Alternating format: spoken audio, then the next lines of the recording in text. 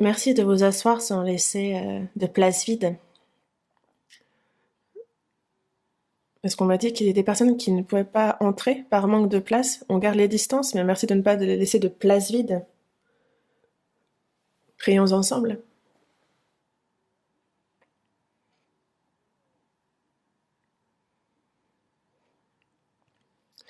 De notre Père, toi qui es miséricordieux et qui nous aimes,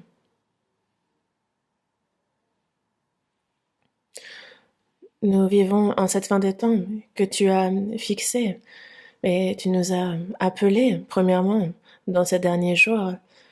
Et c'est au milieu de tous ces mensonges, toute cette fausseté dans ce monde, c'est de cela que tu nous as séparés saintement et tu nous permets de vivre le reste de notre vie en tant que membres de ton corps dans ton Église.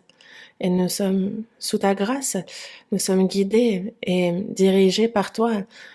Tu nous permets de vivre pour ta volonté, pour ton œuvre, et tu nous aides en cela et tu nous guides, nous t'en remercions. À cette heure, nous qui avons reçu la rédemption de nos péchés par le sang versé par le Seigneur, Seigneur, nous sommes réunis devant toi, nous te louons, nous apprenons ta parole, et c'est en toi, Seigneur, que tu nous permets d'avoir une communion sainte, nous t'en remercions. À cette heure encore, Seigneur, nous croyons en ce que tu es parmi nous, et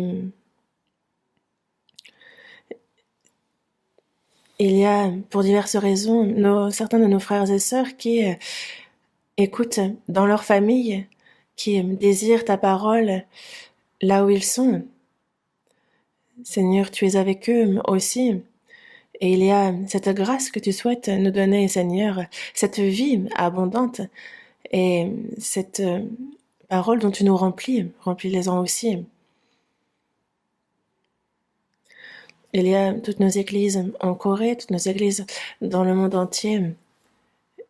Et Seigneur, en cette fin des temps, il y a cette mission sainte, celle de prêcher ton évangile, de sauver toujours plus d'âmes. Seigneur, que l'on puisse l'accomplir, nous te prions de nous aider à le faire de mieux en mieux. Nous sommes dans des épreuves, dans des difficultés, tout comme certaines de nos églises, et davantage tes regards sur elles. Fais qu'aucun ne s'éloigne, qu'aucun ne se perde.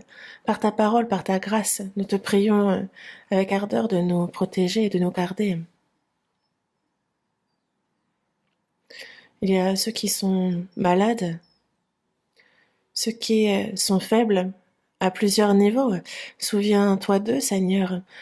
Donne-leur la santé, qu'ils soient dans la foi et qu'ils puissent vivre selon ta volonté. Pour cela, donne-leur la foi, donne-leur la force. C'est ce que nous te prions pour eux. Seigneur, il y a ta parole, il y a ta volonté sainte que tu souhaites nous faire connaître aujourd'hui. Tu souhaites nous faire savoir aussi comment il nous convient de vivre. Merci de nous enseigner.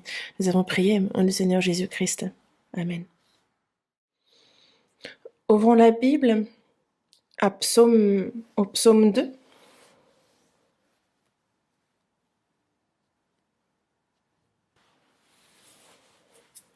Psaume 2, du verset 1 jusqu'au verset 12. Psaume 2, du verset 1 au verset 12, je vais lire. Pourquoi ce tumulte parmi les nations, ces vaines pensées parmi les peuples? Pourquoi les rois de la terre se soulèvent-ils et les princes se liguent-ils avec eux contre l'Éternel et contre son oint? Brisons leurs liens, délivrons-nous de leurs chaînes. Celui qui siège dans les cieux rit, le Seigneur se moque d'eux. Puis il leur parle dans sa colère, il les épouvante dans sa fureur. C'est moi qui ai oint mon roi sur Sion, ma montagne sainte. Je publierai le décret. L'Éternel m'a dit, tu es mon fils, je t'ai engendré aujourd'hui. Demande-moi, et je te donnerai les nations pour héritage, les extrémités de la terre pour possession.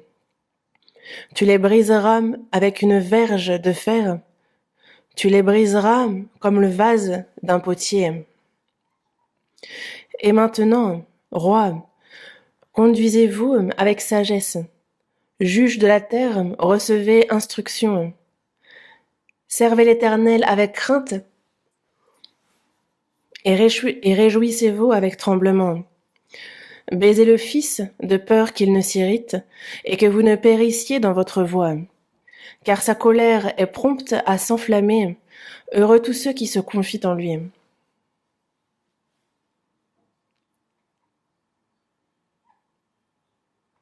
Jusqu'ici.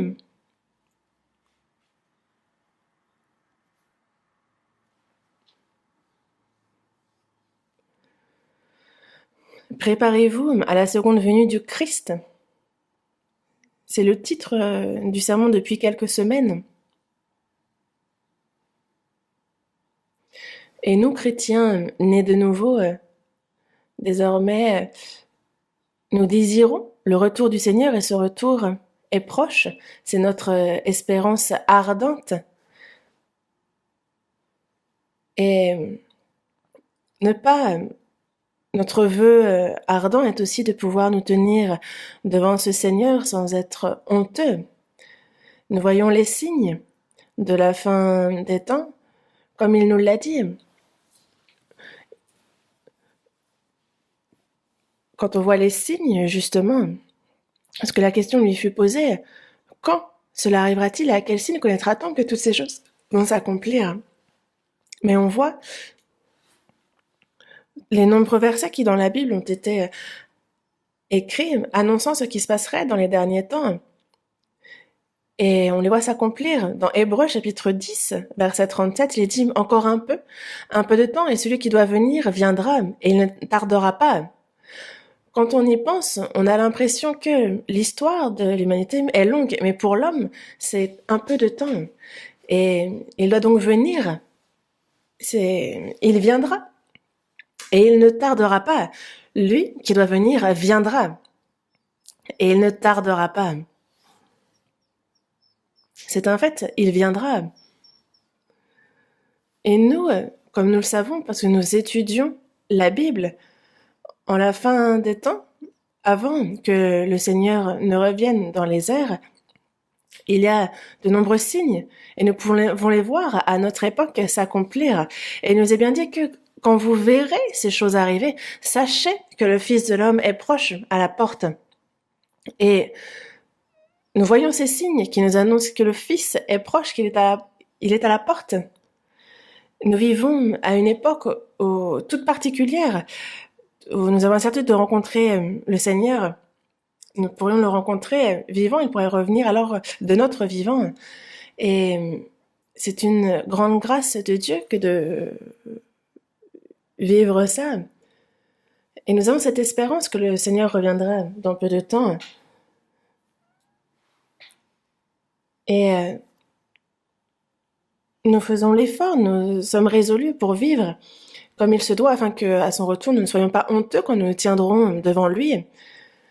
Mais en ce qui concerne la vie de foi et notre désir du retour du Seigneur et de l'espérance que cela nous donne dans la vie, il y a beaucoup de choses concernant cela que nous devons savoir.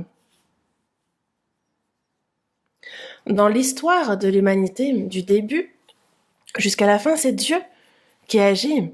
Mais il faut savoir que le diable agit aussi comme la Bible nous en parle.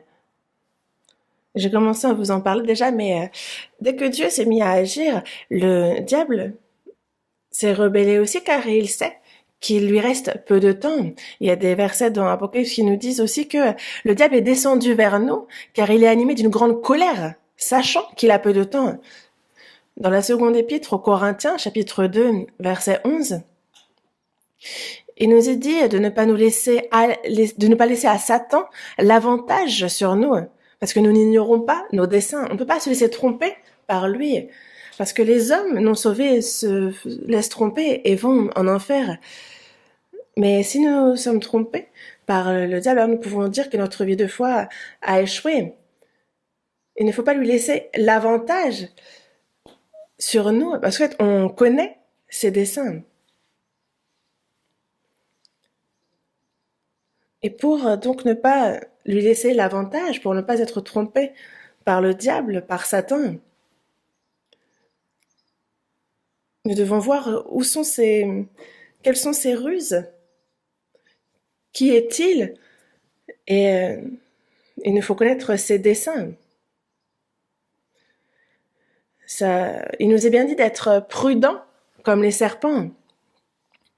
Et parce que le diable est aussi puissant, il est aussi sage. Mais si nous ne faisons pas attention, nous pouvons tomber et être séduits par le diable. Et c'est bien pour cela que nous continuons à voir sur ce que le diable fait, sur ce que Dieu fait. Et c'est pour cela que le diable, comme vous le savez, Dieu, au départ, n'a pas créé le diable dès le départ. Il n'était pas là depuis la fondation. Dieu a tout fait droit. Il a fait, avant les hommes, il a fait des créatures plus particulières, il a fait les anges. Mais parmi les anges, l'un d'eux l'a trahi et s'est rebellé. Et dans la Bible, dans l'Ancien Testament et dans le Nouveau Testament, on nous parle du fait que cet ange fut chassé. Et ainsi, on parle de lui comme le traître, comme le rebelle à Dieu. Et il faut qu'on apprenne à le connaître, car de nos jours, en fait, beaucoup sont trompés, même si eux-mêmes ne le veulent pas. On voit que beaucoup, d'ailleurs, sont arnaqués aussi dans ce monde. On a vous savez, le phishing, le hameçonnage, ceux qui se font passer pour d'autres personnes et qui dérobent de grandes sommes d'argent, des identités. Et il y en a qui voient tous leurs biens disparaître parce qu'ils se sont fait arnaquer. Mais pour ce qui est des pièges du diable, c'est l'enfer. Et c'est bien pour ça qu'il nous faut connaître qui est le diable et ce qu'il fait. C'est nécessaire pour nous de connaître ces choses. Et c'est pour cela qu'on va ouvrir la Bible dans un autre passage à Ésaïe, chapitre 14. Ancien Testament, Ésaïe, chapitre 14. Ésaïe, chapitre 14, du verset 12 au verset 15. Je lis. Ésaïe, chapitre 14, du verset 12 au verset 15. Tu voilà tombé du ciel, astre brillant, fils de l'aurore. Tu es abattu à terre, toi, le vainqueur des nations. Tu disais en ton cœur, je monterai au ciel, j'élèverai mon trône au-dessus des étoiles de Dieu, je m'assirai sur la montagne de l'assemblée, à l'extrémité du septentrion. Je monterai sur le sommet des nues, je serai semblable au Très-Haut. Mais tu as été précipité dans le séjour des morts, dans les profondeurs de la fosse. Ces versets, à l'époque, parlent du roi de Babylone qui se rebelle contre Dieu, car il s'est enorgueilli, ce roi. Il a commencé à maltraiter le peuple d'Israël. Et c'est le nom de Dieu qu'il piétine par ce qu'il fait. Et c'est donc cet homme, cette créature qui défie Dieu. Et donc c'est tout le pays. C'est vraiment le pays de Babylone qui s'en est le plus pris à Dieu. En commençant déjà par la tour de Babel qu'ils ont construit pour s'élever, pour défier Dieu. Et l'empire babylonien était un empire puissant, mais c'est un empire qui, jusqu'au bout, a défié Dieu. Et c'est l'actuel Irak. Mais dans tous les cas, le roi s'est enorgueilli. Mais qui a semé l'orgueil dans ce roi? C'est le diable, c'est Satan, c'est lui qui agit en parallèle alors que Dieu agit.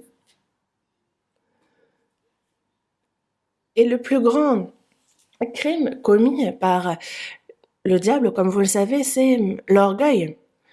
Donc, avant ce passage-là, on nous parle de l'empereur babylonien, du roi, et il est dit astre brillant, fils de l'aurore. Le roi de Babylone n'est pas l'astre brillant, le fils de l'aurore. Car c'est un nom tout particulier que d'appeler quelqu'un, de le décrire comme étant astre brillant, fils de l'aurore. À quoi pensez-vous? Mais c'est une étoile toute particulière. Et dans la King James Version, en fait, on nous parle ici de Lucifer. Vous connaissez ce nom aussi, n'est-ce pas? C'est le diable, c'est Satan qu'on nomme par ce nom. Il est dit, te voilà tombé du ciel. Tu es abattu à terre, toi le vainqueur des nations. On l'a vu, justement dans le jardin d'Éden, s'en prendre à l'homme et à Adam, à Ève. Mais il dit, tu disais en ton cœur, je monterai au ciel, j'élèverai mon trône au-dessus des étoiles de Dieu. Je m'assierai sur la montagne de l'assemblée. À l'extrémité du septentrion, je monterai sur le sommet des nues, je serai semblable au Très-Haut. Mais tu as été précipité dans le séjour des morts, dans les profondeurs de la fosse. Ici,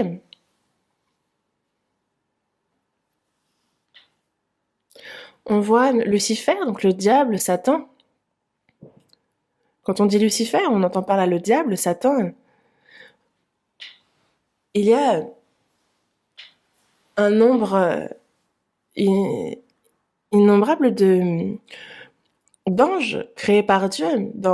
Il est dit on en parle dans Daniel, on en parle aussi dans Apocalypse, où on dit leur nombre était des myriades de myriades et des milliers de milliers. Donc ils ont été formés par Dieu. Mais parmi tous ces anges, il y a des anges spéciaux. Il y a Gabriel, Michael, on a aussi Lucifer. Car Dieu avait un plan bien précis, et c'est pour ça qu'il s'est fait des chefs d'anges. Mais parmi eux, Lucifer, dans Ézéchiel, chapitre 28, quand on lit ce chapitre, on se rend compte qu'on nous parle du roi de Tyr, dans lequel est entré le Satan, le diable, afin de s'en prendre à Israël. Et le diable qui est entré dans le roi de Tyr est le même que celui qui a utilisé Babylone pour agir. Et c'est pour ça qu'auparavant, dans le jardin d'Éden, il y avait par exemple des séraphins aussi. En fait, ce sont une sorte d'anges qui ont été justement faits de manière particulière. On dit justement que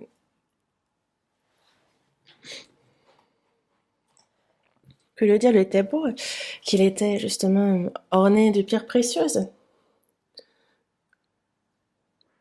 Et imaginez un peu à notre époque, les rois et leurs serviteurs, on pourrait dire que vous en avez des splendides, des très... Par exemple, peut-être un splendide secrétaire. En tous les cas, on peut vraiment penser que c'était un ange particulièrement beau. Mais ton cœur s'est élevé. Nous, on aurait très bien pu se dire, mais il aurait pu faire les anges de manière à ce qu'ils ne puissent pas s'enorgueillir. Pourquoi avoir fait les anges aussi de manière aussi incertaine? Mais Dieu n'a pas fait l'homme comme un robot afin qu'il soit de manière inconditionnelle obéissant. Et il en va de même pour les anges. Les anges qui ont été faits pour être au service de Dieu, mais qu'ils lui soient fidèles, qu'ils lui obéissent, le servent, ou qu'ils soient rebelles. Ça revient aux anges, mais ils n'ont pas été programmés afin qu'ils fassent ce que leur maître veut, alors qu'il aurait pu. Ce n'est pas ça qui contente, qui satisfait le maître. Parce que sinon, ce qu'il leur a laissé aussi, il a laissé le libre arbitre aux hommes. Les hommes peuvent haïr, ils peuvent obéir, désobéir. Ils ont ce libre arbitre et qui fait que lorsqu'ils ils obéissent véritablement. Et pour les anges aussi, ils ont aussi cette personnalité toute particulière. Mais tout d'un coup, Lucifer s'est enorgueilli en voulant devenir comme Dieu. Et c'est pour ça qu'il a pris un tiers des anges qui étaient sous ses ordres, et c'est avec eux qu'il s'est rebellé.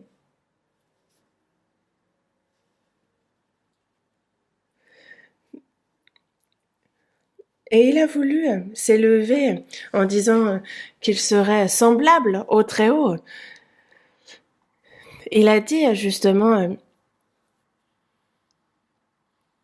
qu'il s'assirait sur le siège de Dieu. Mais il a pris sa volonté pour la volonté de Dieu. Parce que Dieu est assis sur son trône, il est donc très élevé.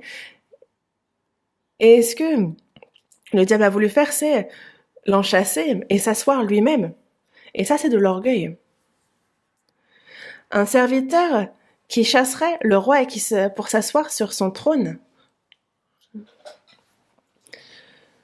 C'est un peu comme David qui a été établi roi et son fils, Absalom.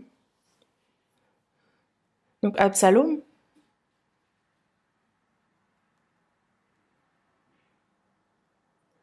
chasse donc son père, David, pour chercher à prendre sa place. Évidemment qu'il a été puni, qu'il a été tué devant Dieu. Mais on retrouve ce genre d'épisode dans l'histoire. Et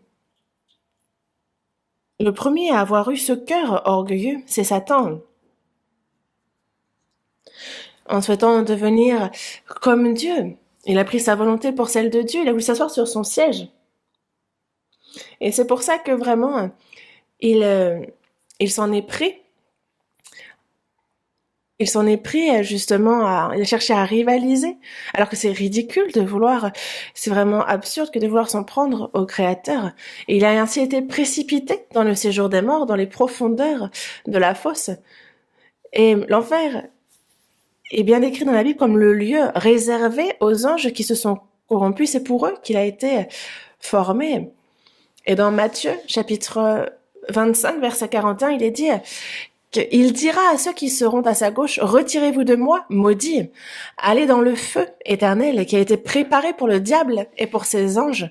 Et dans Apocalypse, chapitre 12, verset 14 aussi, on nous parle de la queue, parce que le diable est décrit comme un dragon, donc on parle de sa queue qui entraînait le tiers des étoiles du ciel et les jetait sur la terre. Et ce n'est pas des étoiles directement dont on parle, mais bien les anges, un tiers des anges qui ont été jetés sur terre avec lui. Et aussi, il ne sera pas directement jeté en enfer. En fait, on a laissé en liberté préventive, pourrait-on dire, le diable sur terre. Et Lucifer et ses anges corrompus sont ensemble jetés sur terre, car ils sont corrompus, ils ont été chassés du ciel. Et dans la Bible, on nous décrit deux sortes d'anges. On a ceux qui sont de Lucifer, ceux qui sont sous lui, ceux qui sont corrompus, ces anges et tous ces mauvais esprits qui sont désormais en train de troubler cette terre. Ceux pour qui est préparé et réservé l'enfer. Et on a aussi les autres anges. Deux tiers donc des anges qui sont sous Gabriel, sous Michael, sous leurs ordres. On a ces deux types d'anges ainsi. Les anges au départ étaient serviteurs, ont été faits pour être au service de Dieu.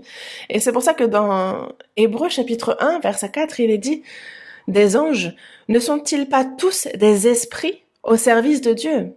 Donc, ils sont vraiment au service, ils ont été formés, ils ont été créés pour servir.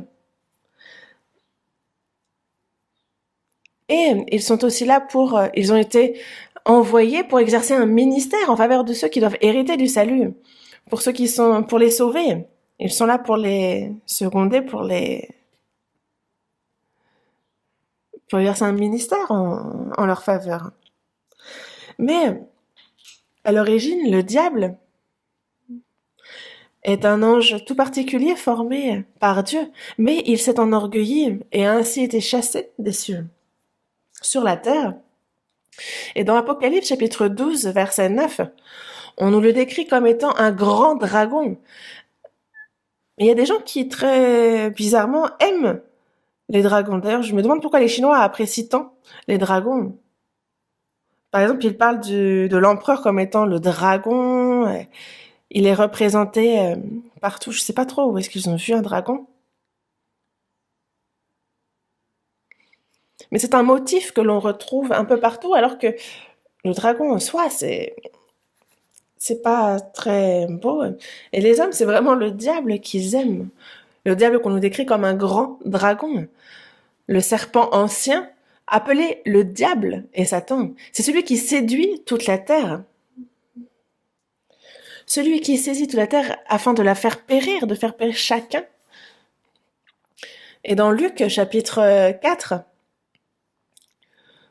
on voit que le diable, en fait, il a été élevé et quand il était avec Jésus, il montra à Jésus en un instant tous les royaumes de la terre. Et il dit à Jésus, je te donnerai toute cette puissance, la gloire de ces royaumes, tout cela, parce qu'elle m'a été donnée et je la donne à qui je veux.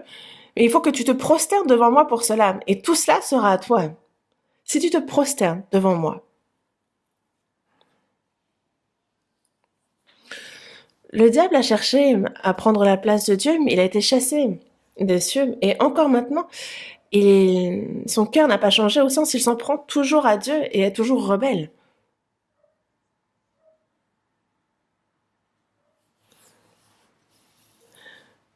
Mais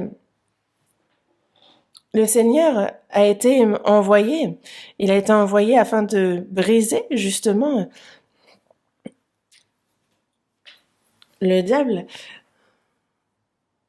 Imaginez si Jésus s'était dit, ah, il suffit de me prosterner, et je pourrais recevoir tout cela. S'il l'avait fait, alors,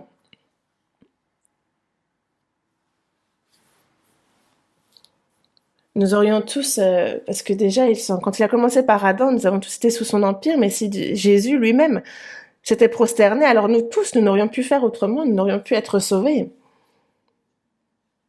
Le diable a cherché à s'asseoir à la place de Dieu alors qu'il avait été créé pour le servir. Et c'est pour ça qu'encore maintenant, en fait, il cherche toujours à devenir comme Dieu, il cherche toujours à s'élever.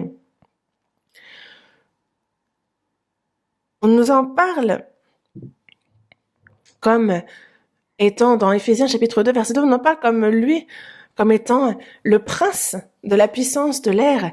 Il est vraiment le chef des rebelles. On marchait autrefois, selon le train de ce monde, selon le prince de la puissance de l'air. Et en fait, lui, c'est un esprit qui agit maintenant dans les fils de la rébellion. Donc, tous les fils de la rébellion sont sous son emprise.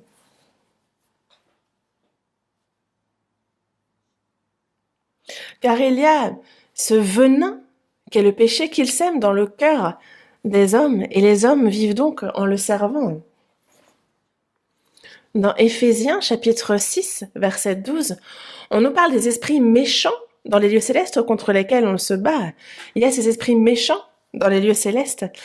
Et dans Jean chapitre 8, verset 44, on nous parle du diable comme du menteur, comme le père du mensonge, et ce depuis le départ. C'est ce qu'on nous dit dans la Bible du diable. Et dans la première épître de Jean, chapitre 5, verset 19, Jésus dit que le monde entier, qu'il est le prince en fait de ce monde, et donc le monde entier est sous sa puissance, il est le prince de ce monde, mais il sera jeté dehors.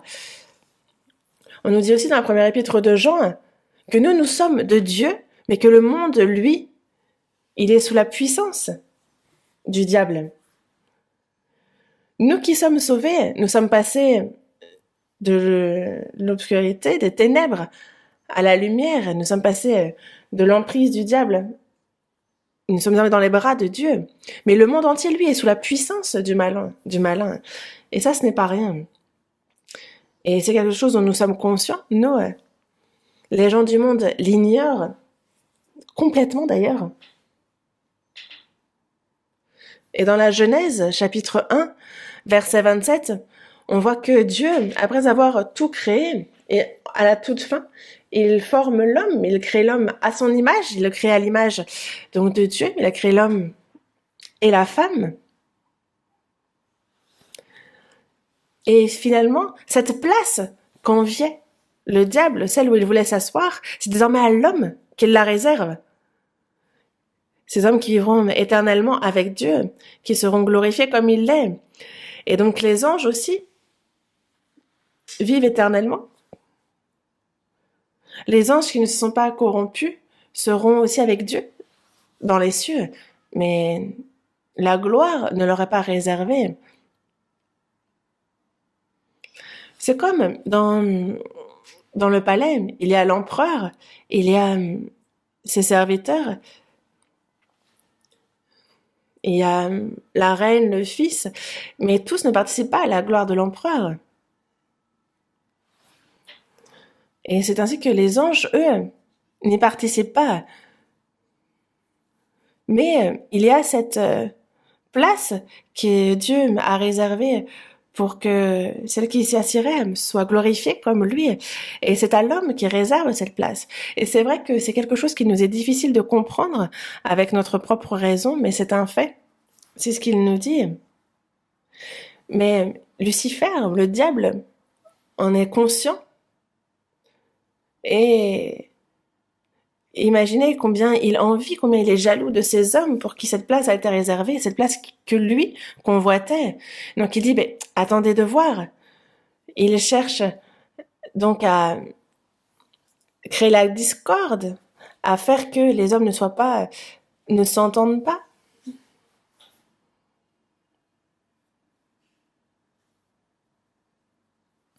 Et depuis le jardin d'Éden, le diable a donc son plan qu'il souhaite, et qu'il est d'ailleurs fervent pour l'accomplir.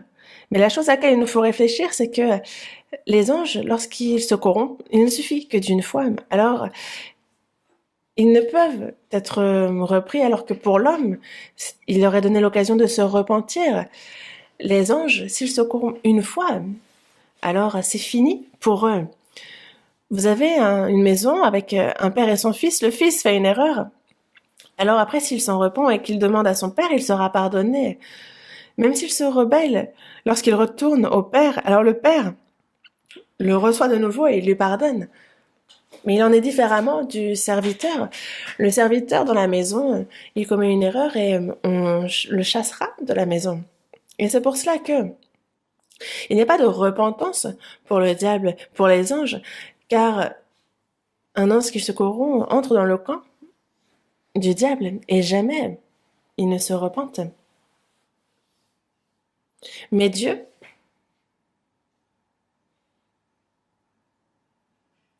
a laissé quelque chose aux anges quand même. Ils ont cette puissance et le diable là aussi. Dans le psaume 103, du verset 20 au verset 22, en fait, il est dit « Bénissez l'Éternel, vous ses anges, qui êtes puissants en force et qui exécutez ses ordres. » Il leur a donné la puissance, il leur a donné la sagesse afin qu'ils puissent le servir comme il se doit. Et toute la création est aussi gérée par Dieu, par sa puissance, par ses anges qui le sont aussi puissants. Et c'est pour ça que ils sont là, ils sont autour de nous aussi. Il y a les anges partout, même si le diable nous suit, on est aussi protégé par ces anges. Mais la puissance qu'ils ont reçue de Dieu fait que même si, par exemple, Lucifer se pervertit, s'enorgueillit, ce n'est pas pour autant que Dieu lui a retiré sa puissance, mais il y a un plan. Dans le Proverbe, chapitre 16, verset 4, on voit que l'Éternel a tout fait pour un but, même le méchant pour le jour du malheur. Qu'est-ce qu'il entend par là? L'Éternel a tout fait pour un but. Toute sa création, tout ce qu'il a créé, il l'a fait pour un but. Il y avait un but pour former les anges. Et il utilise aussi le méchant. Même le méchant, il l'utilise comme il se doit pour ce dont il a besoin. Dans la Bible, on voit que le peuple d'Israël, durant 400 ans, vit une vie de servitude en Égypte. Et c'est donc durant 400 ans qu'ils sont serviteurs et que la puissance de Dieu est manifestée alors que le pharaon ne veut pas laisser partir ce peuple malgré les 10 fléaux qui vont tomber. C'est lors du dernier, lors de la mort des premiers-nés. C'est ce qui va avoir le cœur du pharaon. Mais dans la Bible, il est dit que Dieu endurcit son cœur. Et des fois, on peut se demander, oh, je comprends pas trop ce passage. Mais c'est que Dieu l'utilise. Parce que c'est vrai que, imaginons qu'on ait un très bon roi qui ne martyrise pas son peuple. On a Moïse qui lui dit, bon, allez, c'est le peuple d'Israël et donc il faut qu'il serve Dieu. Et s'il se présente au pharaon et que, imaginons que Dieu ait fait en sorte que le pharaon dise, ah, c'est le peuple de Dieu. Ah, mais je savais pas. Bon, ben, va, pars et faites vos sacrifices et soyez heureux avec Dieu. Si c'était le cas, est-ce que le peuple d'Israël serait sorti d'Égypte? Non. C'est quand ils voient comment réagit l'empereur, le pharaon, pardon, que justement, ça les motive et les encourage à partir aussi. Et donc, le cœur a été endurci, il était vraiment méchant au point de vouloir retenir à plusieurs reprises le peuple d'Israël. Et c'est ce que Dieu a fait. Et c'est pour cela que Dieu a laissé au diable la puissance qu'il avait reçue en tant qu'ange. C'est assez drôle, mais sans le diable, l'œuvre de Dieu ne s'accomplit pas non plus. C'est assez drôle à dire, hein, mais c'est le cas.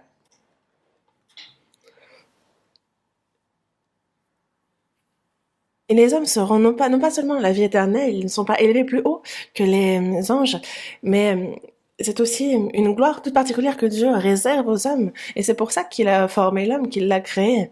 Mais quand on parle de gloire, ce n'est pas quelque chose qui est donné gratuitement. Il faut le recevoir, le mériter. Quand on veut s'élever, il faut le mériter dans ce monde aussi pour connaître le succès, pour être le meilleur. Que ce soit pour entrer dans la meilleure université, l'Université nationale de Séoul par exemple, ce n'est pas quelque chose qui se fait comme ça. Il y a une compétition acharnée. Il y a des concours, des examens à passer. Et c'est pour cela que, pour donner la gloire, il y a d'abord des examens à passer, un examen tout simple.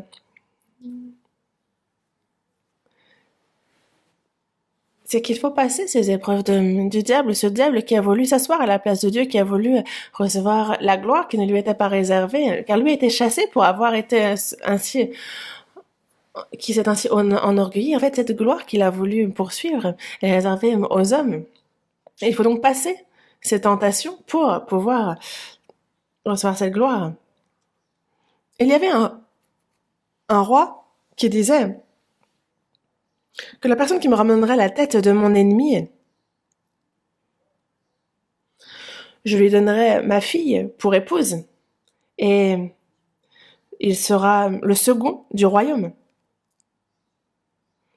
Mais le problème est que l'ennemi du roi est vraiment un homme fort. Ce n'est pas quelqu'un que l'on prend à la légère. C'était vraiment quelqu'un d'imposant. Et donc plusieurs ont essayé. Certains ont même dû s'entraîner pour cela, pour ramener la tête de cet ennemi. Mais il y en a un autre qui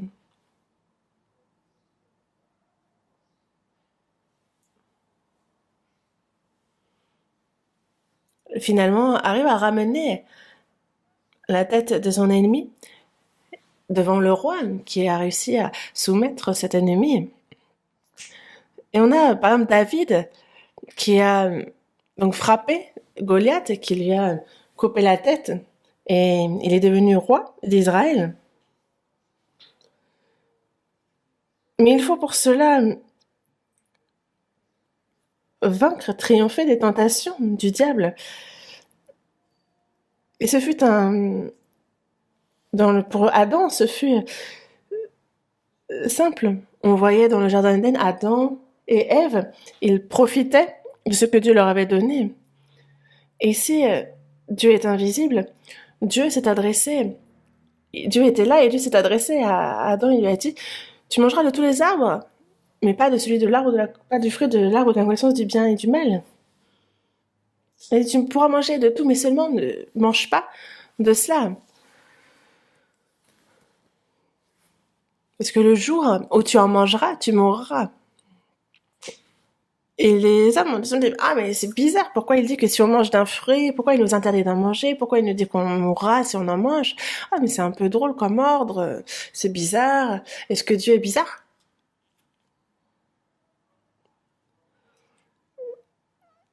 Est-ce que Dieu fait quelque chose pour que les hommes murmurent contre lui? Non, c'est parce que nous sommes ignorants.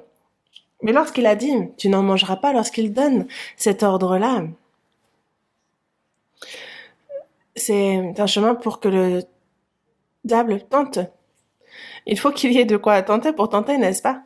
C'est comme si jamais on vous donne un examen, une feuille blanche, s'il n'y a pas de question, qu'est-ce que vous voulez répondre? Non, c'était assez simple. Quand il dit tu n'en mangeras point, il ne fallait pas en manger. Mais le diable lui a dit mange-en. Dieu a dit le jour où tu en mangeras, tu mangeras. Mais le diable a lui répondu vous ne mourrez point. Mais Dieu a laissé le diable tenter l'homme. Et lorsqu'il dit le jour où vous en mangerez, vous mourrez, c'est le jour où vous écouterez, vous laisserez séduire par le diable. Ce jour-là, vous mourrez. Et on voit Adam donc échouer à cette première épreuve, à ce premier test. Et il s'est laissé tenter par le diable. C'est donc voué par un échec. Et la communion avec Dieu s'est rompue. Et c'est là la véritable mort.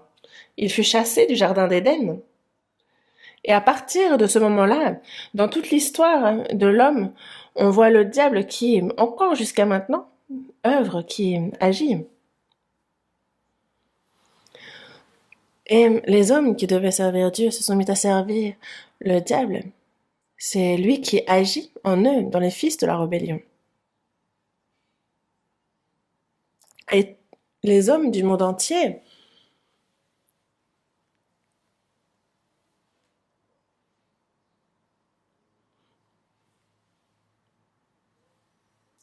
ont la responsabilité de choisir justement de quel côté ils vont aller, vers Dieu ou vers le diable.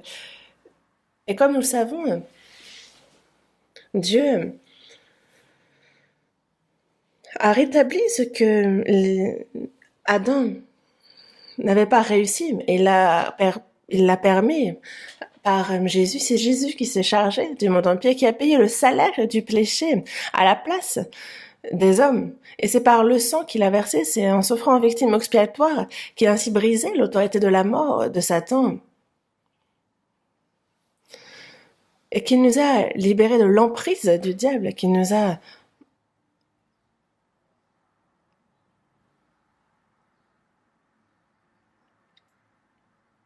parce qu'en fait, justement, désormais, le diable nous dit de ne pas être sauvé, alors qu'avant, il a changé son discours en nous disant, bon ben, tu peux aller à l'église, va à l'église, mais juste, ne sois pas sauvé. Fais tout ce que tu veux, mais simplement ne reçois pas le salut. Et ceux qui sont sauvés sont justement épargnés vis-à-vis de cet échec qu'a connu Adam.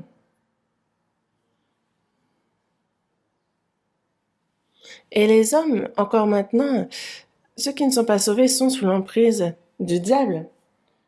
Ils sont contre la grâce de Dieu. Et ils périssent.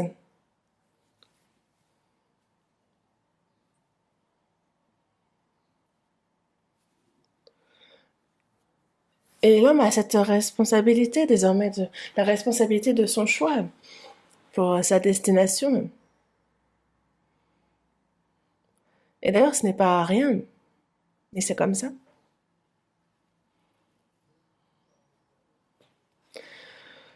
Dans Apocalypse chapitre 3, verset 21,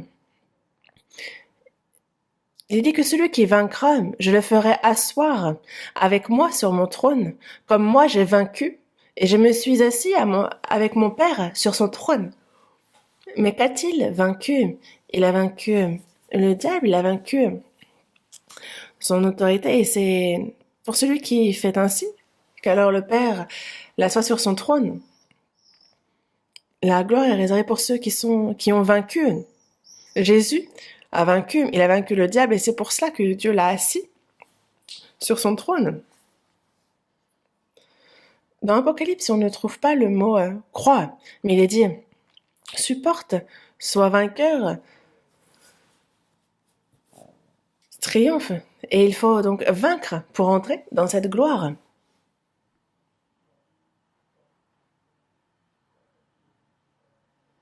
Sans vaincre, au contraire, quand on tombe dans les tentations de Dieu, si on désobéit et si l'on est rebelle comme il l'est, alors nous partagerons le destin éternel du diable. Et alors la personne tombe en enfer, cet enfer qui fut préparé et réservé pour le diable. Mais dans l'histoire de l'humanité, on voit donc Dieu et aussi l'histoire donc de Dieu et l'histoire du diable. Et il n'y a pas de fin aux guerres que ce monde connaît. Il y a c'est quand c'est plus politique, quand c'est par exemple communiste contre libéraliste. Mais il y a cette guerre spirituelle aussi de Dieu contre le diable. Et c'est à travers les hommes que Dieu agit pour accomplir son œuvre.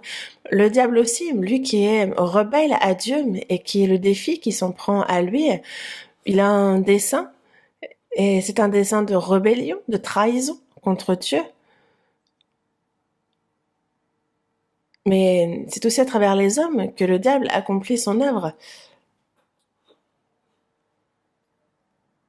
Et c'est pour ça que les hommes sont vraiment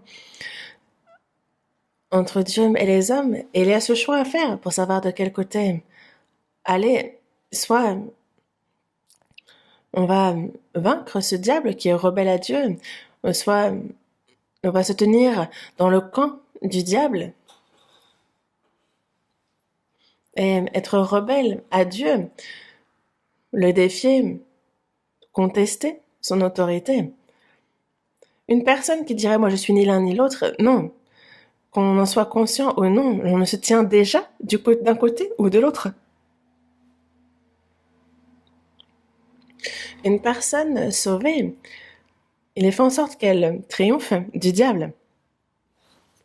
Le Seigneur agit en nous afin que nous triomphions du diable. Et c'est pour ça que il est bien dit dans la première épître de Jean, chapitre 2, verset 14, que vous êtes forts et la parole de Dieu demeure en vous. Et ainsi vous avez vaincu le malin. C'est par cette parole, par son esprit en nous, que nous sommes vainqueurs. Il y a un cantique qui dit combattez le diable, frères et sœurs, vous avez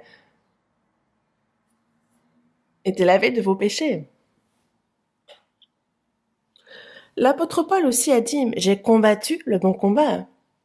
On combat, et c'est qu'on a quelqu'un à combattre. C'est pour ça que l'on combat.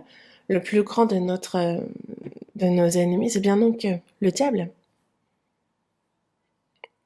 Et c'est pour ça que dans Éphésiens, chapitre 6, dans le verset 11 et 12, il est bien dit que il faut se revêtir de toutes les armes de Dieu afin de pouvoir tenir ferme contre les ruses du diable.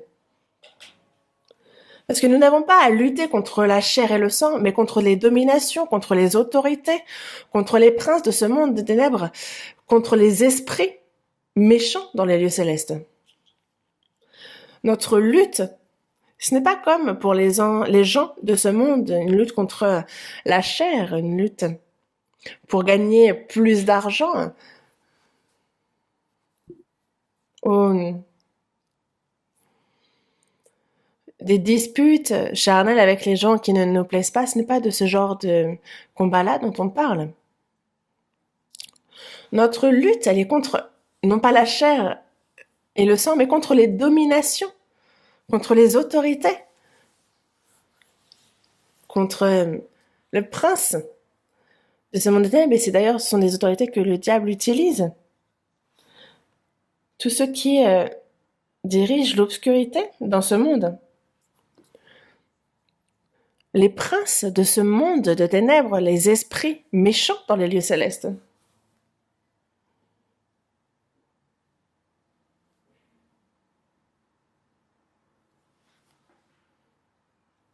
Le diable sait très bien que c'est l'enfer qui l'attend.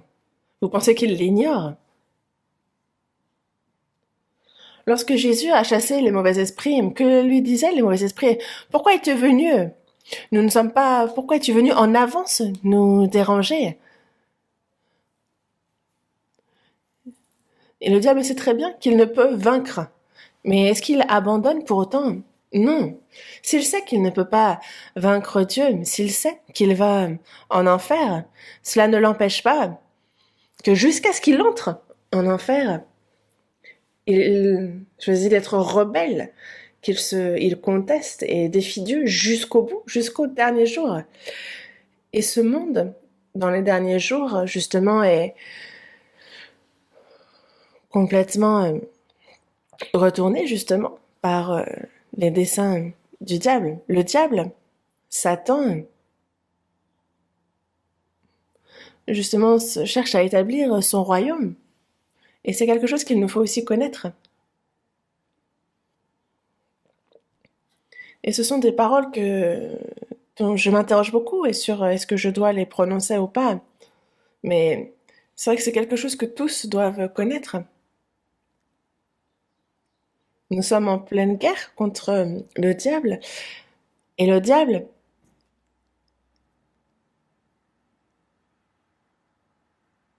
conteste, il est contre Dieu toujours plus. Et justement, en fait, il sait que la punition de l'enfer l'attend.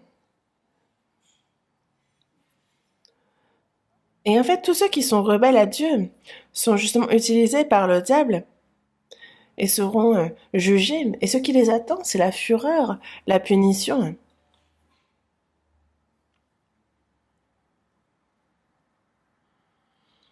Dieu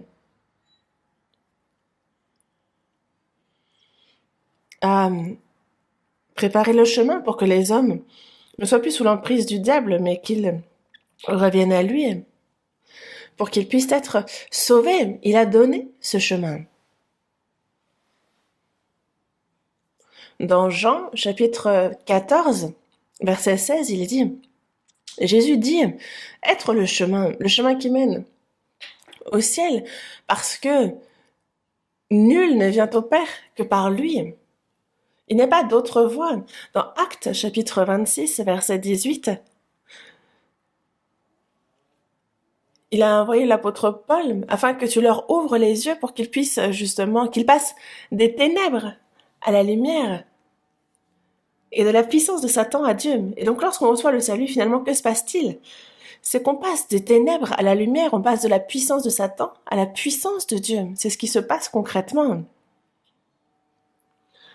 Et c'est vrai que quand j'ai un peu de temps, je regarde la télévision et il y a les conversations, les dialogues entre les déserteurs, pas les déserteurs, mais ceux qui ont fui la Corée du Nord.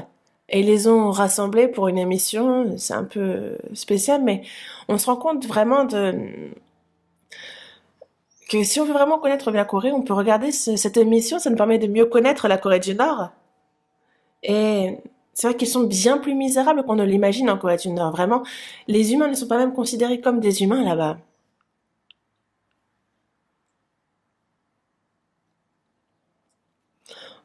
Et vraiment, une vie humaine ne vaut pas plus qu'une bête là-bas. Vous le savez certainement. Et donc, on a tous ceux qui ont quitté, qui ont fui la Corée du Nord, qui étaient même prêts à mourir s'il le fallait, mais qui préféraient quitter la Corée du Nord. Donc, on a vraiment rencontré des personnes remarquables. Certains ont été attrapés de nouveau et ont été traînés de nouveau en Corée du Nord. Je me souviens, quand j'étais en Chine pour l'évangélisation, j'ai rencontré une sœur qui avait été retrouvée à 2 reprises. Et parce que c'est un témoignage qu'elle nous avait partagé. Et c'est vrai que quand on écoute ce qu'elle a dit, entre autres, on se rend compte que ceux qui ont quitté la Corée du Nord sont souvent aidés. Bon, c'est pas sœurs, il y a ceux qui vont faire cela en contrepartie d'apport financier, mais il y a ceux qui vraiment aident et ce, sans rien demander. En fait, nous, on évangélise, et c'est une question d'âme. Ces âmes qui sont vouées à l'enfer, celles qui sont sous la puissance de Satan, et vraiment on les aide à quitter, à fuir ces ténèbres, à pouvoir fuir la puissance de Satan pour pouvoir aller vers celle de Dieu. Et on fait ça pour nos amis, nos proches, notre famille, pour tous, car dans peu de temps, si on les laisse, ils vont aller en enfer. Il faut les aider à passer de la puissance de Satan à celle de Dieu, à passer des ténèbres à la lumière, de la mort à la vie, de l'enfer éternel au royaume de Dieu. Et ce n'est vraiment pas rien. Et nous pouvons faire cela. Et c'est bien pour cela que Dieu, en ce qui concerne le salut des âmes, il a envoyé son Fils unique en victime expiatoire. Il a été jusqu'à mourir, et c'est ainsi qu'il a accompli la rédemption, que la rançon a été payée. Et toute personne qui comprend cela et qui ne fait qu'y croire, alors cette personne ne périt point, mais elle reçoit la vie éternelle. Elle retourne à Dieu. Et désormais,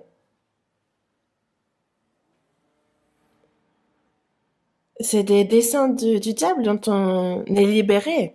On passe de la puissance de Satan à celle de Dieu. On a désormais la force aussi qui nous est donnée de pouvoir vivre pour lui.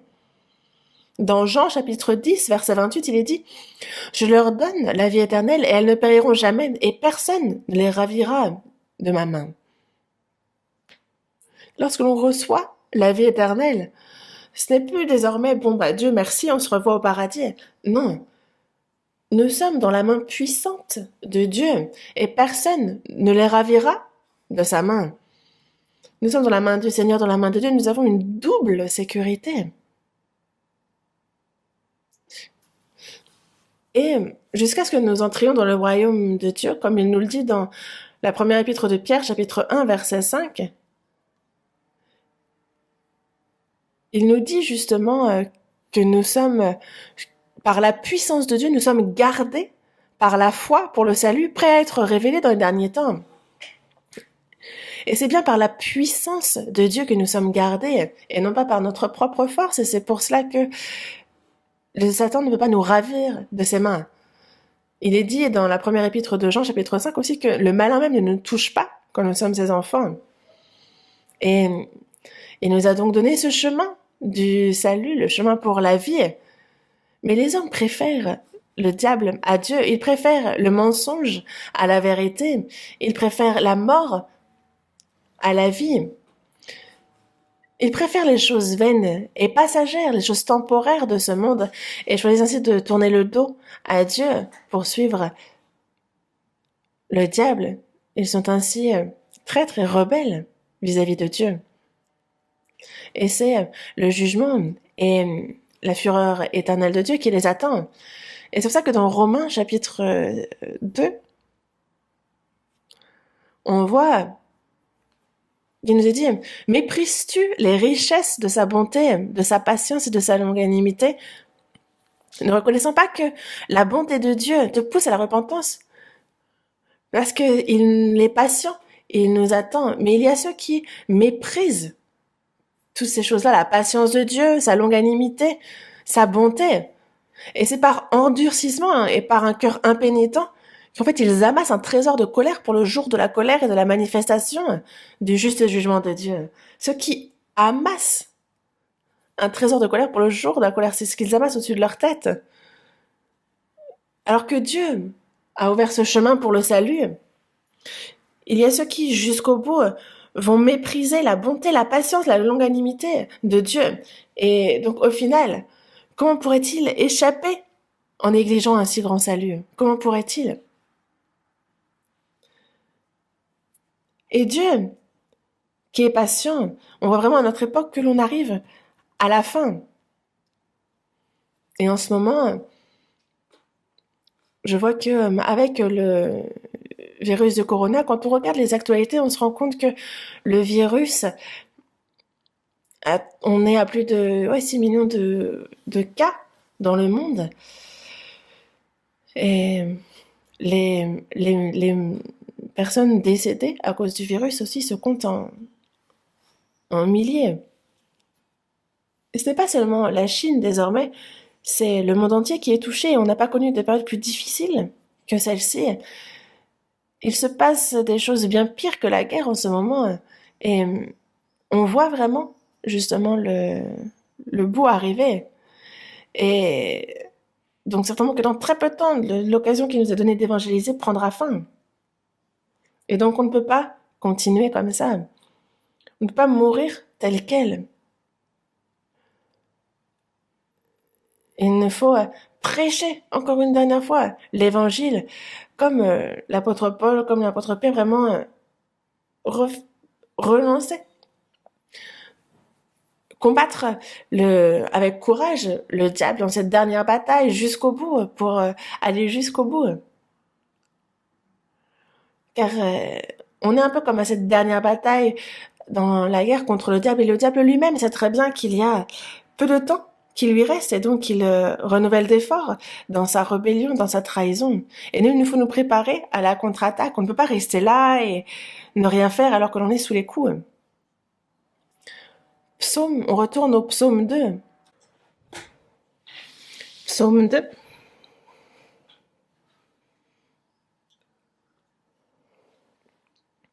Verset 1, nous avons déjà vu ce verset, mais psaume 2, verset 1. Pourquoi ce tumulte parmi les nations, ces vaines pensées parmi les peuples? Pourquoi les rois de la terre se soulèvent-ils et les princes se liguent-ils avec eux contre l'Éternel et contre son oint? Brisons leurs liens, délivrons-nous de leurs chaînes. Pourquoi ce tumulte parmi les nations? Pourquoi les nations font-elles de telles choses? Pourquoi se rebeller contre Dieu? Pourquoi ces vaines pensées parmi les peuples? Alors que tout sera détruit dans peu de temps. Mais ils font tout plein de projets. Ils se construisent de hauts gratte-ciel. Mais tout cela sera détruit. Tout cela sera décimé. Pourquoi les rois de la terre se soulèvent-ils et les princes se liguent-ils avec eux contre l'Éternel et contre son oint? Ils sont rebelles ensemble contre Dieu, ils le défient. Brisons leurs liens, délivrons-nous de leurs chaînes. Ils n'ont pas envie de se repentir, ils n'ont pas envie de revenir à Dieu. Ils pensent que Dieu est là pour les lier, et qu'il est là pour leur enlever leur liberté. Et c'est ce qu'ils n'aiment pas. Mais celui qui siège dans les cieux rit. Et donc c'est sur cette terre que ces hommes cherchent à établir cet humanisme, à mettre l'homme comme seul dirigeant. Et le diable les trompe en leur disant « Oh, je vais te faire souverain de tout ce qui est sur cette terre, tu seras libre, je te donnerai la liberté. » Il fait tout plein de promesses. Mais celui qui siège dans les cieux rit. Cette terre maudite qui est réservée à la destruction, et ce que le diable propose, c'est c'est ce monde. Et les gens veulent la rendre toujours plus belle pour pouvoir y vivre éternellement. Non, c'est insensé. Comme il a détruit par le déluge, ce sera le feu qui touchera la terre. Et donc celui qui siège dans les cieux rit. Le Seigneur se moque d'eux. Évidemment que Dieu voit les hommes et il les trouve ridicules. Lui qui, par un seul souffle, pourrait tous les décimer.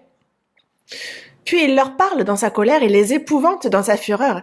C'est moi qui ai oint mon roi sur Sion, ma montagne sainte. Et Dieu se retient, puis sa colère explose.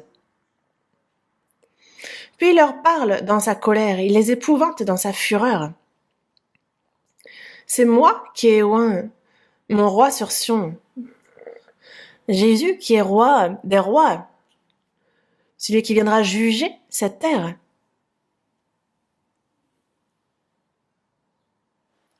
Le Seigneur, lorsqu'il reviendra sur cette terre sera complètement détruite car il reviendra en roi des rois, il reviendra comme Christ.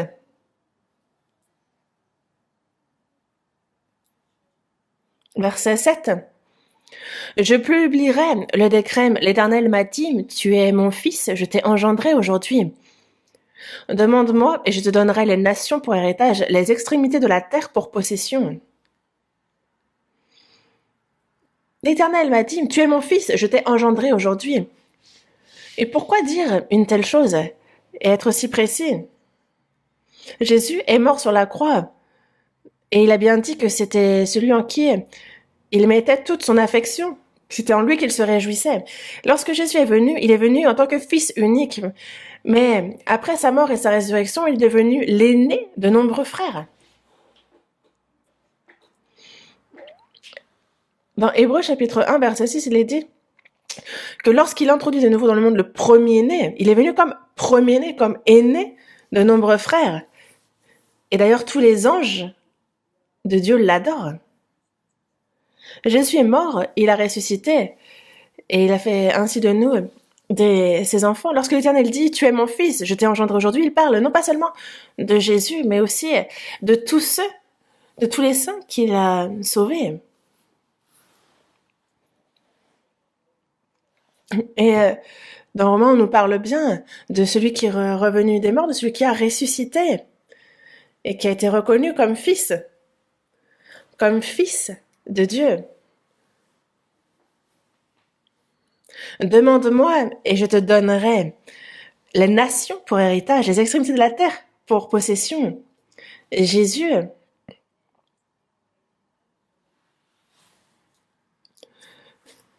et des nations, les nations pour héritage, car Jésus, dans un peu de temps, reviendra dans les cieux, dans les airs, et tous les saints sauvés seront enlevés et partiront avec lui. Il y aura 7 ans de tribulation sur cette terre, et les 3 premières années et demie, le peuple d'Israël, ils seront 144 000 à être sauvés, les Juifs, il y aura une paix, puis il y a l'Antéchrist qui apparaîtra, qui s'assiera sur le trône de nuit et se proclamera Dieu. D'ailleurs, tout est prêt pour cela. Et les 3 années et demie suivantes, il y aura un jugement terrible sur cette terre. Il y aura donc 42 mois de règne de l'Antéchrist. Et ceux qui, jusqu'au bout, refuseront de servir Dieu, alors ils serviront le diable comme bon leur semble. Et donc c'est le diable qui, durant 3 ans et demi, dirigera comme bon lui semble cette terre.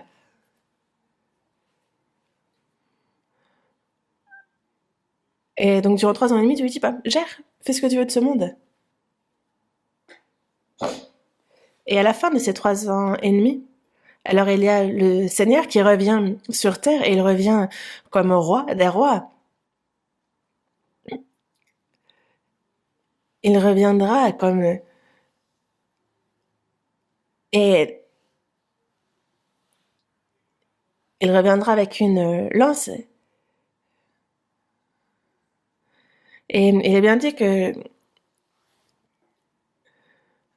justement, en fait, il a dit « Demande-moi et je te donnerai les nations pour héritage et les la terre pour possession ». Et en fait, il a été donné de faire la guerre aux saints et de les vaincre. En fait, il fut donné autorité sur toute tribu, sur tout peuple, toute langue, toute nation, au diable. Mais ensuite, justement, quand le Seigneur reviendra, il brisera avec une verge de fer tous ceux qui auront refusé. Il brisera comme le vase d'un potier. Quand vous brisez une assiette, ça éclate partout. À la seconde venue du Christ,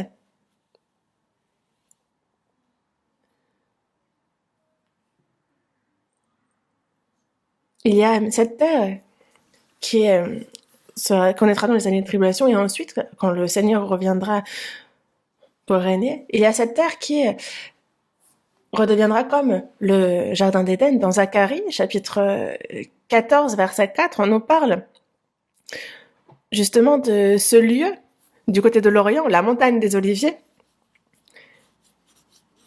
Cette montagne des Oliviers, il se fondera par le milieu, à l'Orient et à l'Occident, et il se formera une très grande vallée, une moitié de la montagne, et ça ressemblera au Jardin dans Ésaïe, chapitre 11 aussi. On voit que le loup habitera avec l'agneau. La panthère se couchera avec le chevreau, le veau, le lionceau et le bétail qu'on engraisse seront ensemble.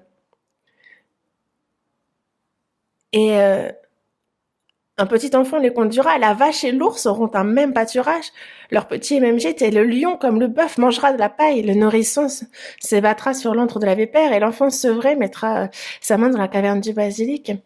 Donc il ne se fera ni tort ni dommage sur toute ma montagne sainte, car la terre sera remplie de la connaissance de l'Éternel comme le fond de la mer par les eaux qui le couvrent.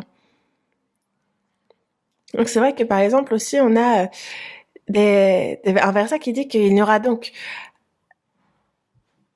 dans le royaume des milieux, il y aura des jeunes enfants, comme il est dit, il n'y aura plus ni enfants ni vieillards qui n'accomplissent tous leurs jours, car celui qui mourra à 100 ans sera jeune.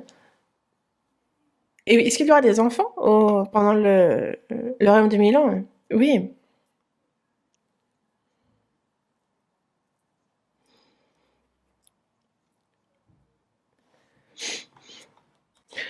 Parmi le peuple d'Israël, il y a ceux qui, durant les dernières tribulations, ont survécu. Un tiers qui sont protégés par Dieu. On voit ça écrit dans Zacharie, chapitre 13 et 14, et qui, justement, rentrent dans le royaume, dans le millénium, avec leur chair. Et on voit aussi dans Zacharie, chapitre 14, ceux qui, des nations, des peuples des nations qui ont survécu à Jérusalem. Et donc, ils cultiveront la terre, ils enfanteront et vivront ainsi. Mais par contre, ils ne pourront pas vivre 1000 ans durant tout le millénium. Et il y en a ceux qui mourront et ceux qui seront donc maudits. Après, on se dit, tiens, c'est étrange, au millénium, il n'y a pas de malédiction. De quelle malédiction on parle ici? C'est que devant Dieu, il y a ceux qui n'ont pas encore, qui vivent sans avoir été changés. Et donc, durant le millénium, on pourra servir Dieu et ne pas le servir. Mais dans tous les cas, c'est ce qui est, enfin, ça arrivera. Mais il est bien dit, justement, qu'il y aura quand même celui qui mourra à 100 ans sera jeune. Enfin, en tous les cas, ça promet. Le millénium promet. Donc, ils régneront aussi à ce moment-là. Durant combien de temps? Dans Apocalypse chapitre 19, il dit que c'est justement vraiment, je vis le ciel ouvert et voici parut un cheval blanc et celui qui le montait s'appelle fidèle et véritable et il juge et il combat avec justice. Mais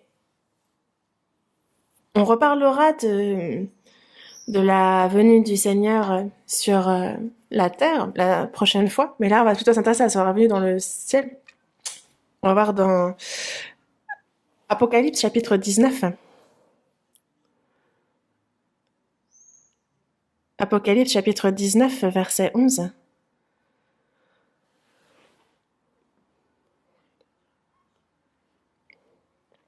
Chapitre 19, verset 11.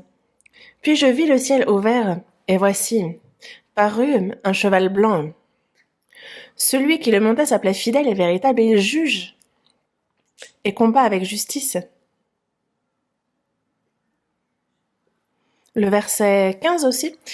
De sa bouche sortait une épée aiguë pour frapper les nations. Il les pètera avec une verge de fer et il foulera la cuve du vin de l'ardente colère du Dieu Tout-Puissant.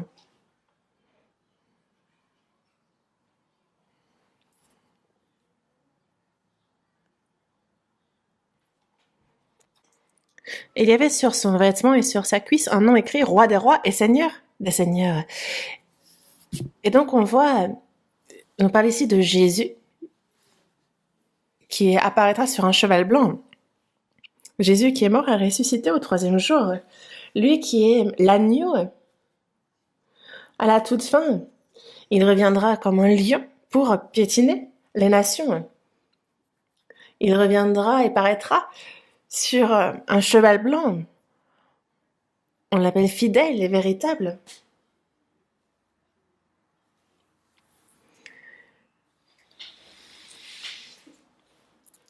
Et dans le verset 14, il est dit que les armées qui sont dans le ciel le suivaient sur des chevaux blancs, revêtus d'un fin lin blanc, pur. Ce sont tous les saints, car il est notre chef, et nous sommes ses soldats, son armée. Et pour ce qui est de régner sur cette terre, après, ce n'est pas seul que Jésus le fera, mais ce sera avec tous les saints. Et dans Romains, chapitre 16, on nous parle du Dieu de paix qui écrasera bientôt Satan sous vos pieds. Qui le fait, c'est Dieu qui le fait, mais c'est sous nos pieds que Satan sera écrasé. Ce sera donc nos pieds qui écraseront bientôt Satan.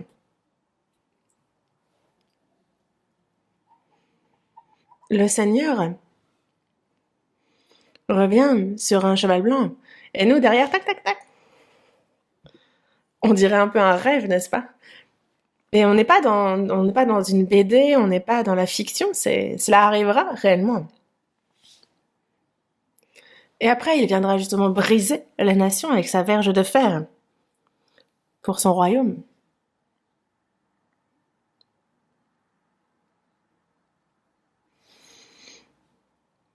Et il avait sur son vêtement et sur sa cuisse un nom écrit, Roi des rois et Seigneur des seigneurs. Et nous régnerons avec lui. Le Seigneur l'a dit, 1000 ans. Ce sera vraiment très, très bien. Et évidemment que le millénium sera très intéressant pour nous, mais entrer au royaume de Dieu sera encore mieux.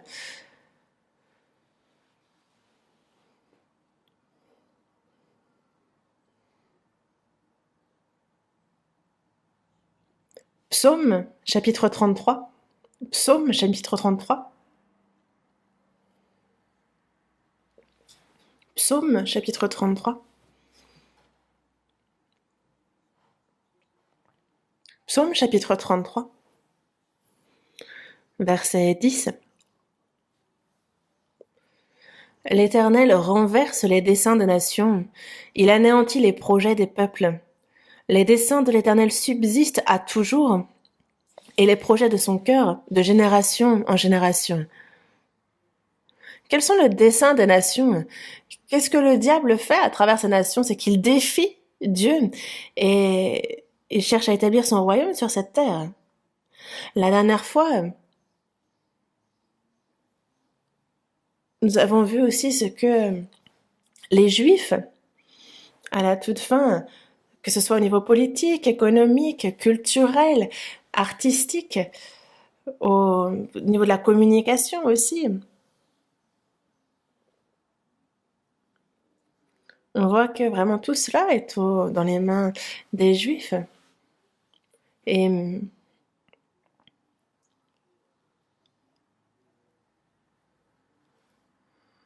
lors de la famine qui a duré 7 ans en Égypte, il y a Joseph qui avait été envoyé devant et ses frères sont venus pour lui demander des vivres.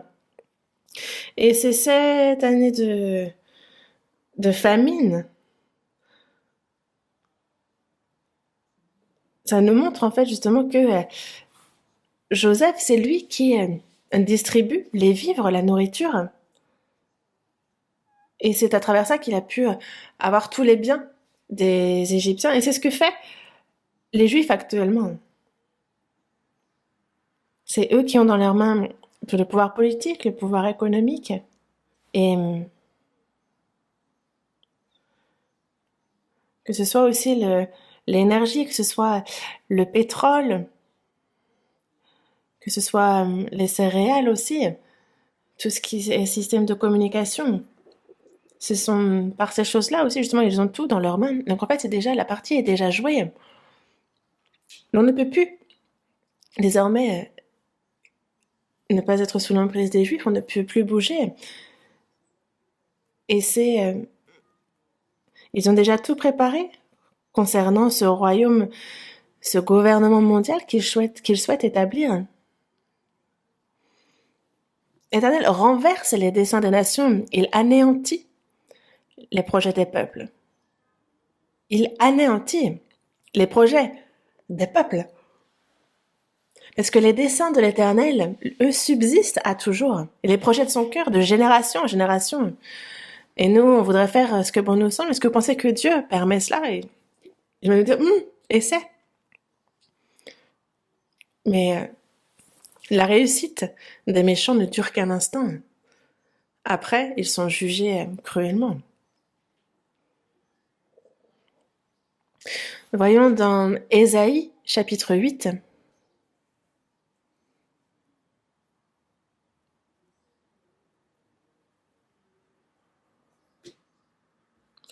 Ésaïe, chapitre 8,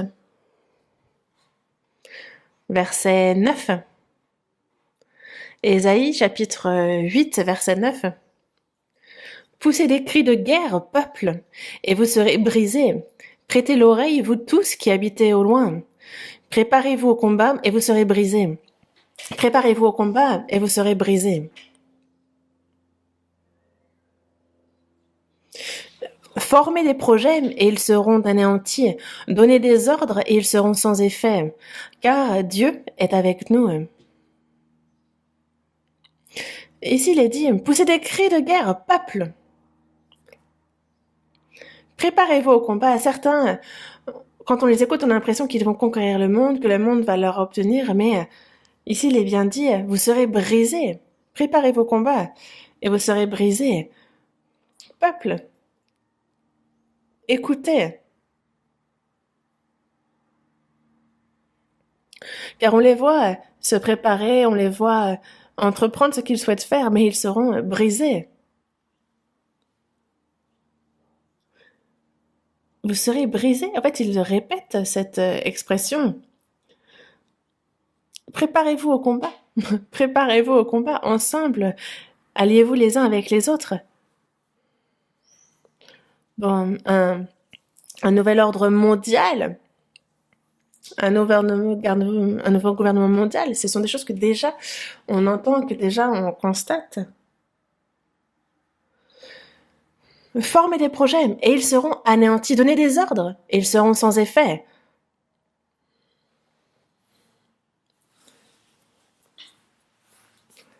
Ils forment des projets, mais ils pensent peut-être qu'ils vont s'accomplir, mais ils seront anéantis. Ils donnent des ordres, mais Dieu dit bien qu'ils seront sans effet. Dans le psaume 110, verset 1, il dit qu'il ferait nos ennemis notre marchepied. Jésus est mort, il a ressuscité et il est à la droite de Dieu jusqu'à quand? Jusqu'à ce que notre ennemi soit notre marchepied. Jusqu'à ce que l'on piétine, que l'on écrase les ennemis. Car c'est ce qui arrivera à Satan, ce qui arrivera au diable, à tous ceux qui sont sous son emprise, les marchepieds, ils seront piétinés. Et ce jour-là approche.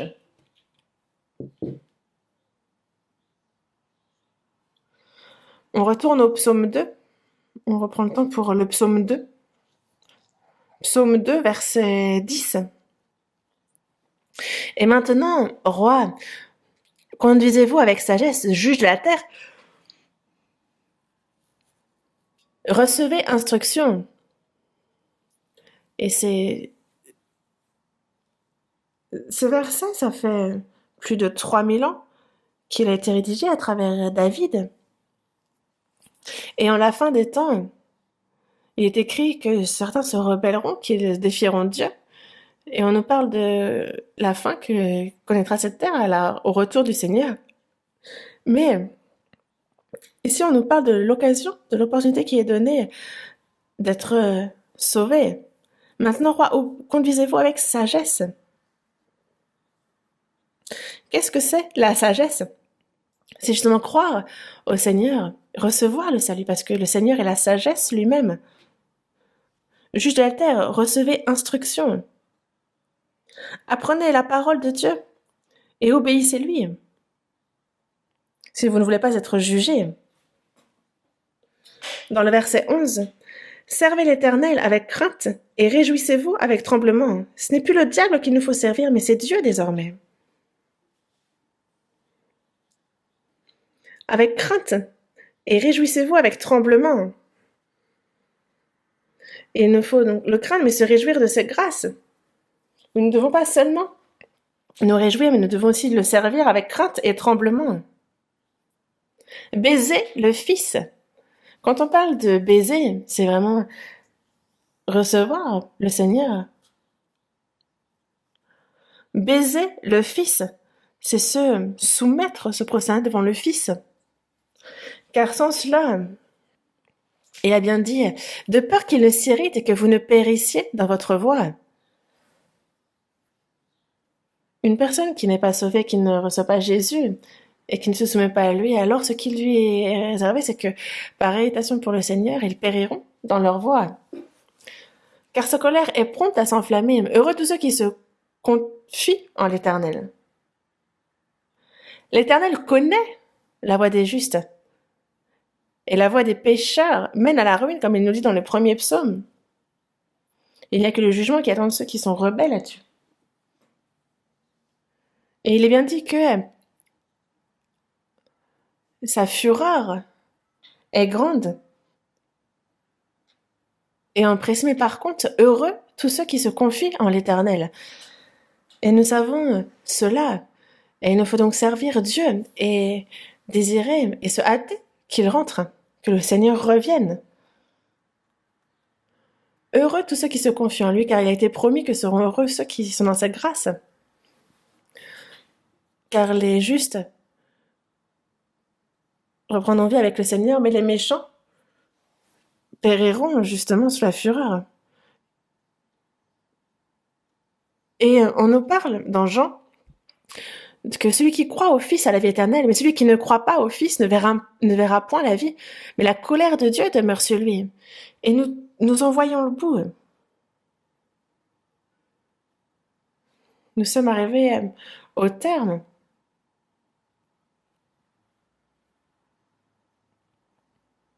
Et aujourd'hui, on est le dernier jour de mai. C'est demain.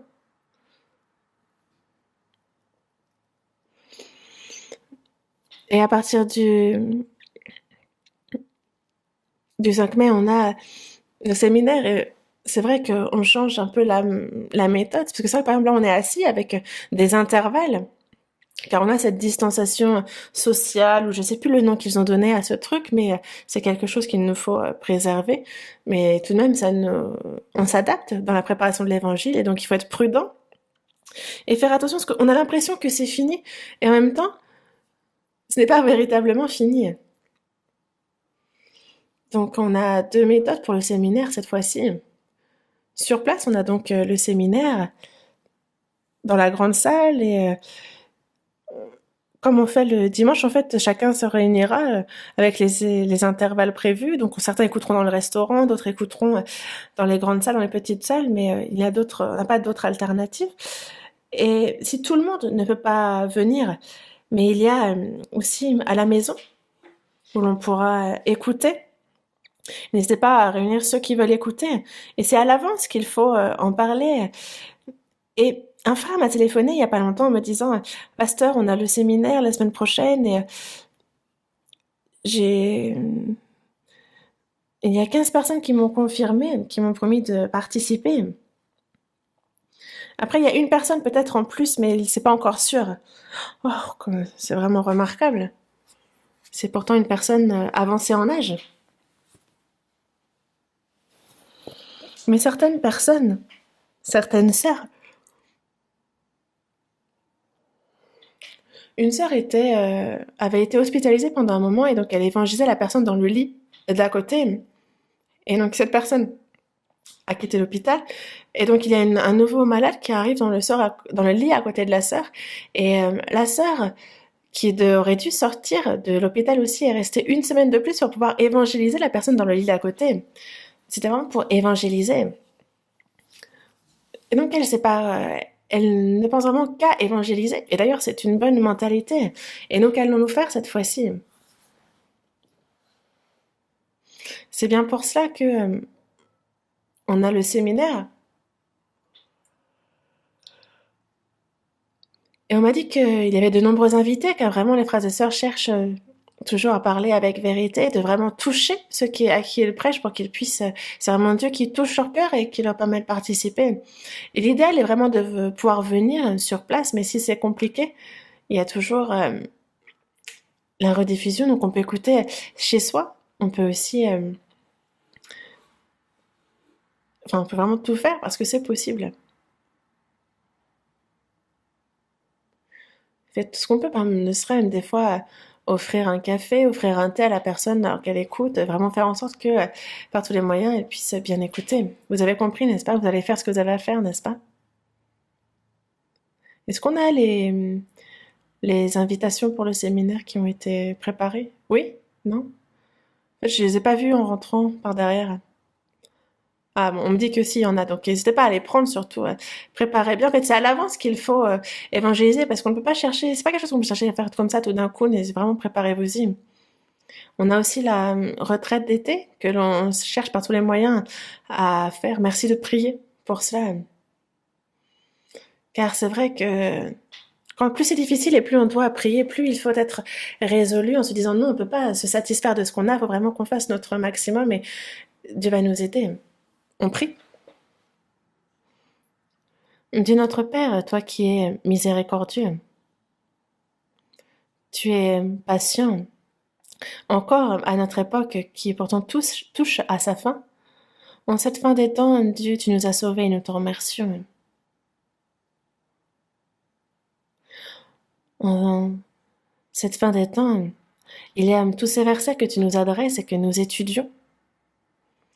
Satan est rebelle, il est contre toi jusqu'au bout. Et c'est lui qui agit dans les gens de ce monde. Et il cherche à établir son royaume. Et ça, nous le savons très bien. Seigneur, toi qui reviens dans peu de temps, c'est toi que nous attendons. En cette fin des temps, fais-nous savoir ce qu'il nous convient de faire et ne nous sépare pas seulement saintement de ce monde, mais permets aussi que ces âmes misérables qui ne sont pas encore sauvées, que l'on puisse leur prêcher l'évangile, qu'ils puissent revenir à toi à travers nous et que nous soyons un peuple prêt pour ton œuvre. Donne-nous sagesse, courage et force pour cela, pour que de nombreuses âmes puissent être sauvées. Et il y a des séminaires partout en ce moment même. On a aussi le séminaire biblique que l'on prépare à l'église centrale. Aide-nous, Seigneur, pour que de nombreuses âmes puissent être sauvées et agir à travers nous. Nous avons prié au nom du Seigneur Jésus. Amen.